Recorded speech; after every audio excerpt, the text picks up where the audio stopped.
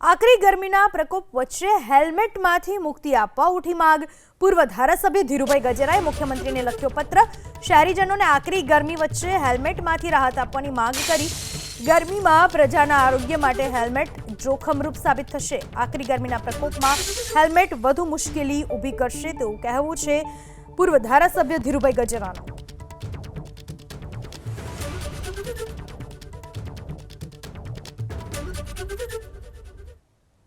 સુરત શહેરમાં પૂર્વ ધારાસભ્ય ધીરુભાઈ ગજેરાએ હેલ્મેટનો કાયદો રદ કરવા માટે મુખ્યમંત્રીને પત્ર લખ્યો છે। આપણી સાથે ધીરુભાઈ ગજેરા મોજૂદ છે। સાહેબ, શું પત્ર લખાયો?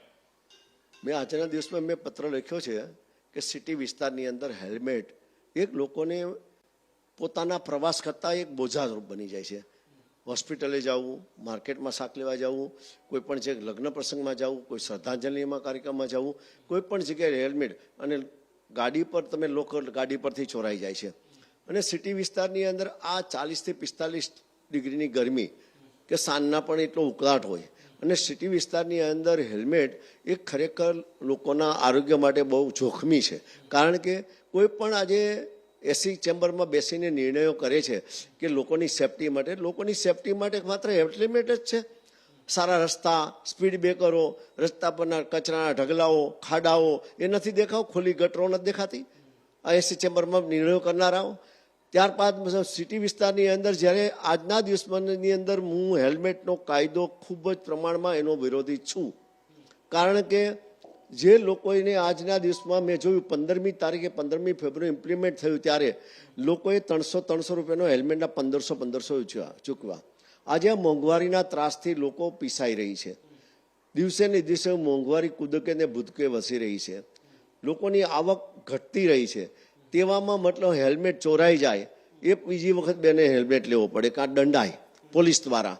ખરેખર પ્રજાના હિતમાં જો સરકાર કામ કરતી હોય એ માનું છું, ચોક્કસ કહું છું, તો આ સરકારે પોતાના મનથી જ આ કાયદો રદ કરવો જોઈએ। જ્યાં વટહુકમ દ્વારા યા તો સ્પેશિયલ વિધાનસભામાં બિલ લાવી સિટી વિસ્તારની માંગ હાઈવે પરનો આગ્રહી નથી। હાઈવે પર હેલ્મેટ ફરજિયાત રાખો એમાં કારણ કે હાઈવે પરની સ્પીડ વધારે હોય છે। હાઈવે પર તમારે મતલબ 300-400 મીટર પર સિગ્નલ નથી આવતા, જ્યારે સિટી વિસ્તારમાં તો 1 કિલોમીટરમાં ક્યારેક 4 સિગ્નલો આવી જાય, 4 રસ્તા આવી જાય। ત્યારે મતલબ માણસને આ હેલ્મેટ આ ગરમીમાં કેટલો બોજારૂપ હોય અને આપ પણ અનુભવ કરતા હશો, આપે પણ આપનો અનુભવ રજૂ કરવો જોઈએ જેથી કરી કે સરકારની ઊંઘ ઉડે।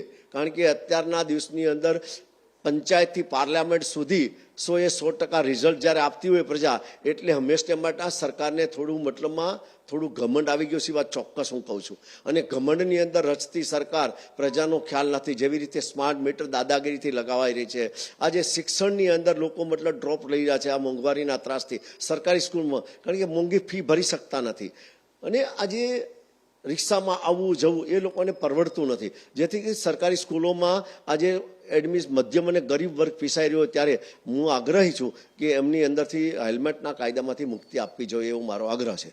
બિલકુલ જોઈ શકાય છે, પૂર્વ ધારાસભ્ય બીજેપીના ધારાસભ્ય હતા અને તેમના દ્વારા આ પ્રમાણે માંગ કરાઈ છે કે હેલ્મેટનો કાયદો રદ કરો।